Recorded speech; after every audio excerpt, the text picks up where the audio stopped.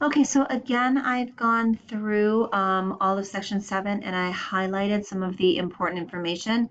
Section 7 is not as long as Section 6, so this should go faster. All right, we need to understand down here that my father had huddled over me, draped in his blanket, shoulders laden with snow.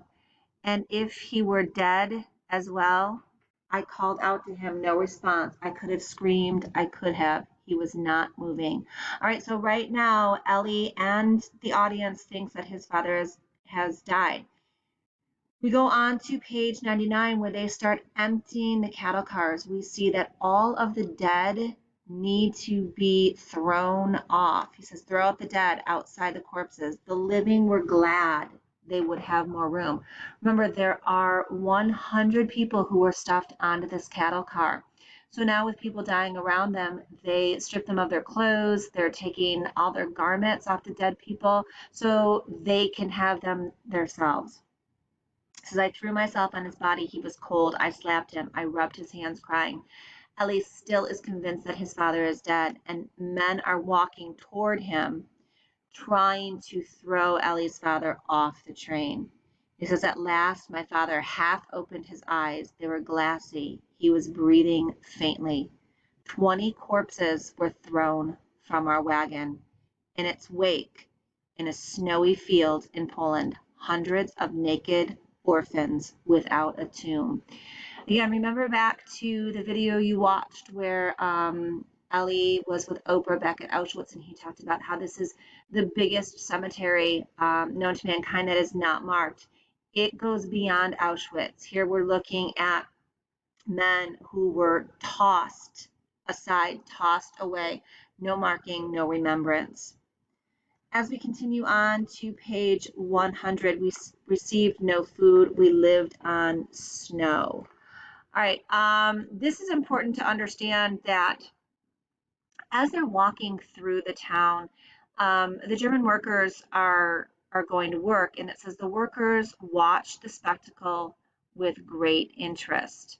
All right, they are taking bread and throwing the bread onto the wagon, and these men are starving. So, of course, what the men are going to do is they are going to attack the bread.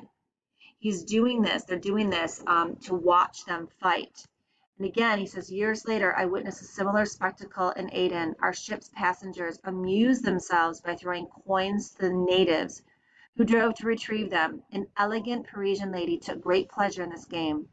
When I noticed two children desperately fighting in the water, one trying to strangle the other, I implored the lady, please don't throw any more coins. Why not? She said. I like to give charity. But again, this is not a charitable act. This is watching people fight. This is watching people who have nothing fight for something, strangle, beat, hurt, harm, and even kill one another. All right, as they're going on to page 101, the throwing of the bread continues. And there is one point here where a man is being killed because he has gotten a piece of bread. So his son starts beating him. It says he collapsed, but his fists were still clutching a small crust. He wanted to raise it to his mouth, but the other threw himself on him. The old man mumbled something, groaned, and died. Nobody cared. His son searched him, took the crust of bread, and began to devour it. He didn't get far. Two men had been watching. They jumped him. Others joined in. When they withdrew, there were two dead bodies next to me, the father and the son. I was 16.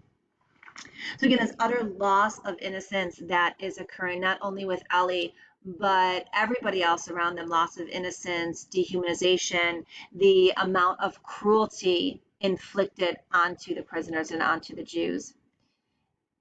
On page 102, we want to go down towards the bottom. Again, we know that Shlomo was a well-respected man in his community, and he continued to be a well-respected man in the concentration camp and traveling. So here we have a man who is one of the strongest that Eli has ever known and one of the strongest that his father has ever known, and he begins to cry. He's done. He can't take any more. He says, my father took his arm, and Meerkat, the strong one, the sturdiest of us all, began to cry. His son had been taken from him during the first election, but only now was he crying for him. Only now did he fall apart. He could not go on. He had reached the end. All right, once again, men allowing death to just envelop them and take their lives. Very important as we come to the end of this section. Please look at the very end of this chapter. It says it was late. The guards came to unload us. The dead were left in the wagons. Only those who could stand could leave. Meerkats remained on the train. The last day had been the most lethal. We had been 100 or so in the wagon, 12 of us left in it, among them my father and myself. We had arrived in Buchenwald.